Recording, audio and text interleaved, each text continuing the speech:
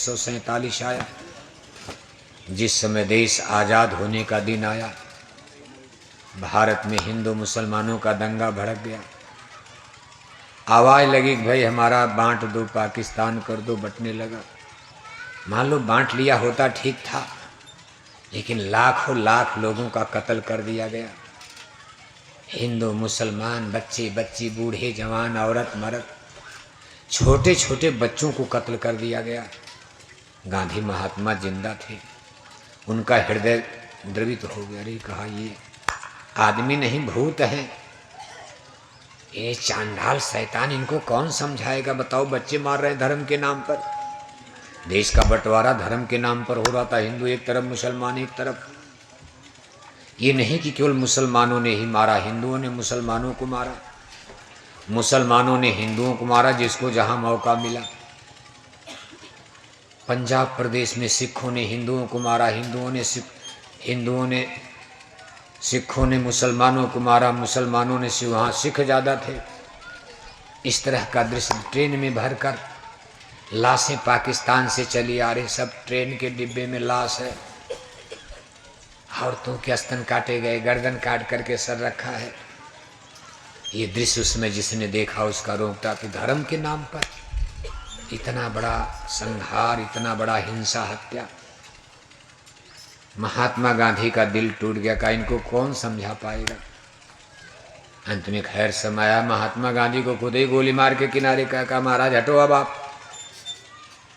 आपके सत्संग वत्संग से कोई प्रभाव नहीं, फैसला बंदूकों से होगा, डंडे से होगा। और बंदूकों का फैसला 77 साल देश को आज़ाद हुए हो गया, बंदूकों से फैसला अभी तक नहीं हुआ। भारत पाकिस्तान में कितनी लड़ाइयाँ हो गई और अभी भी लड़ाई की संभावना बनी हुई है। अपने देश में भी जो हिंदू मुसलमान भाई रहते हैं, मान लो पाकिस्तान तो अलग हो गया, मुसलमान वहाँ, लेकिन जो शाजापुर में मुसलमान हिंदू, इनमें तो समझौता हो जाता, लेकिन इनमें भी टेंशन तनाव बना, तलवारें खींच रही है। मुसलमान कहते भाई चलो समय आने दो, हम भी बताएंगे आपको। चलो आज हमारी लाठी कमज़ोर है, कभी हमारी लाठी जबर थी। 700 वर्ष भारत में जब मुसलमानों ने राज किया, इतिहास पढ़कर देखो आप, मुसलमानों की लाठी मजबूत थी। भारत के तमाम देसी नरेश, हिंदू राजा दिल्ली हुक्मरानों के डर से अपना किला महल जागीर बचाने के लिए मुसलमान बन गए। राजा से उनको नवाब सुल्तान कहा जाने लगा। जब राजा ही हिंदू से मुसलमान बन गए तो जनता ने कहा भाई हमको भी बनना जरूरी, मार डालेंगे, काट डालेंगे। लेकिन उस समय मुसलमान हुक्मरानों ने शायद ये नहीं सोचा था कि कभी हमारी लाठी कमज़ोर हो जाएगी। आज आप देख रहे हो, आज भारत में मुसलमानों की लाठी कमज़ोर होती नजर आ रही, लेकिन अभी भी वो कहते हैं कि 47 आते आते हमारी लाठी मजबूत हो जाएगी, हम फिर एक बार हिंदुओं का मुकाबला करेंगे। बताओ कितना जहर है लोगों के अंदर। ऐसा नहीं केवल मुसलमानों में ये भाव है, आज उसी जहरीले दंश से हिंदू भाई भी जी रहे हैं। कहते हम देखते हैं, 40 भी देख लेंगे आपका, अब ऐसा नहीं होने देंगे। दोनों ओर से तलवारें खींची।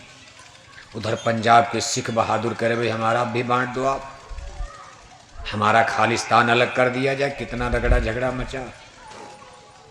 मणिपुर में देखो, ईसाई और हिंदू लड़ रहे हैं। मणिपुर छोटा सा देश है, छोटा सा प्रदेश है भारत का ही। ये आसाम के आगे छोटा सा प्रदेश, आपका 2-3 शाजापुर मिला दिया जाए, मणिपुर हो गया, इतने बड़ा प्रदेश। मणिपुर आज जल रहा है, आग लगी हुई है, लोग मारे जा रहे हैं। हिंदू ईसाई को मार रहे, ईसाई हिंदू को मार रहे। वहाँ मुसलमानों की नो एंट्री, मुसलमान नहीं है। आप कहोगे भारत में इतने ईसाई। 2.25 वर्ष अंग्रेजों ने राज किया, उनका धर्म ही था क्रिश्चियनिटी, ईसाई धर्म। 2.25 वर्ष ईसाइयों का राज, अंग्रेजों का राज भारत में।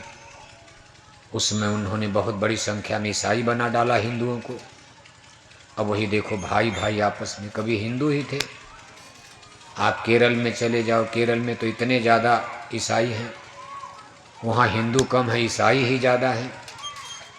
केरल प्रदेश ऐसा प्रदेश, और भी जगह जगह आदिवासी कुल भी लोग। मध्य प्रदेश में आप ये जो सतपुड़ा पर्वत की श्रेणियाँ हैं जिस पर आपके आदिवासी कुल भी रहते, उसमें तमाम ईसाई बन गए हैं।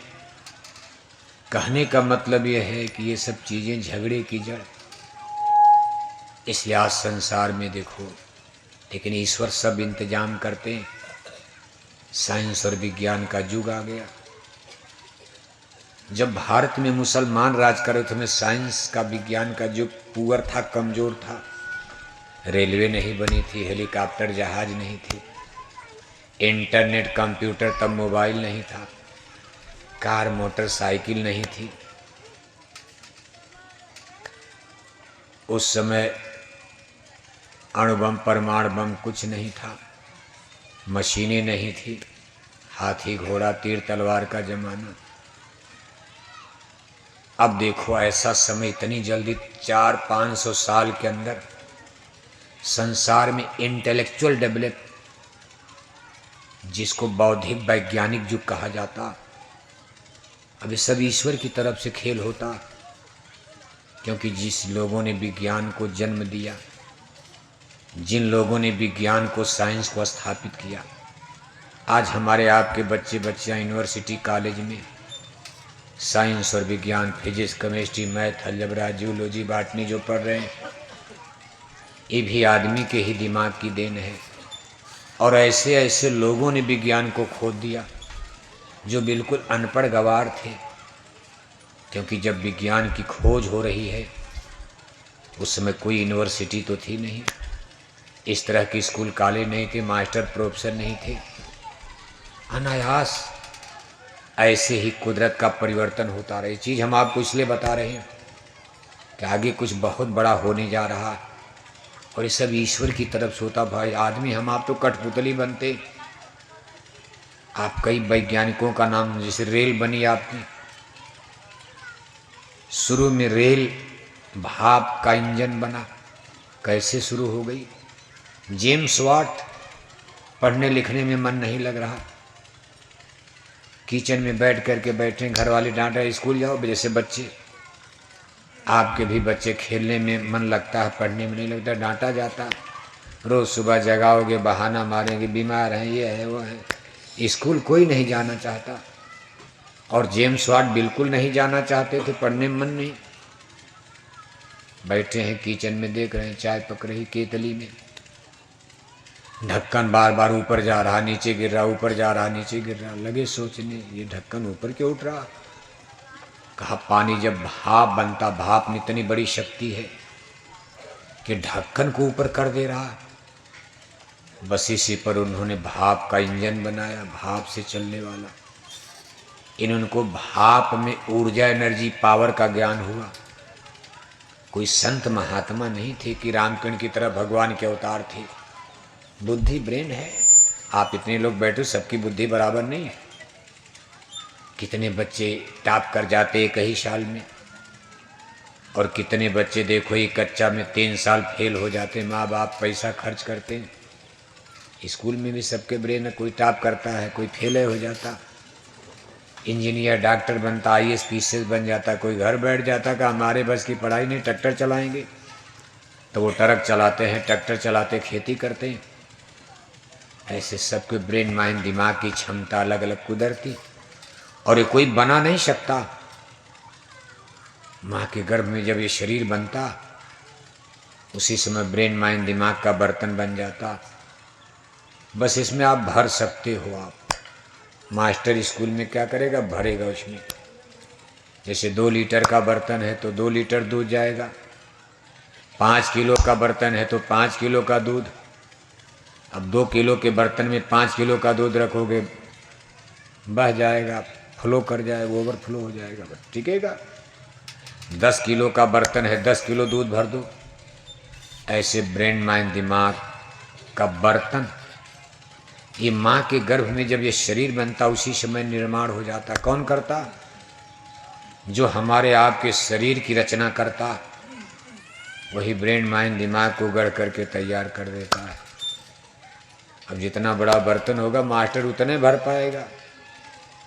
इसीलिए कोई जरूरी नहीं कोई मास्टर अपने लड़के को मास्टर बना दे।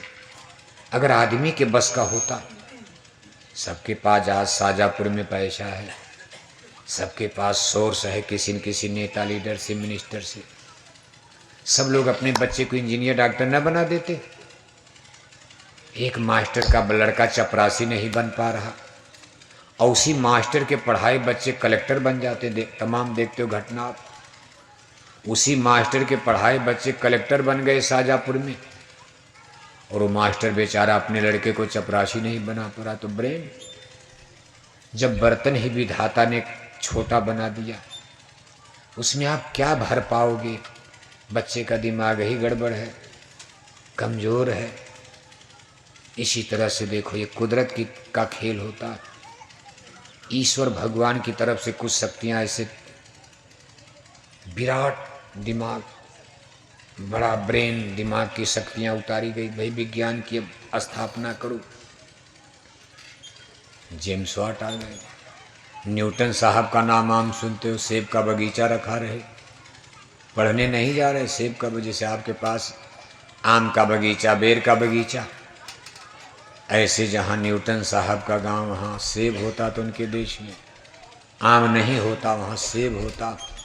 ये यूरोप की घटना है सब। यूरोप माने जहाँ के अंग्रेज तब भारत पर राज कर रहे थे, यहाँ अंग्रेजों का राज। और यूरोप में देखो साइंस विज्ञान का डेवलप हो रहा है।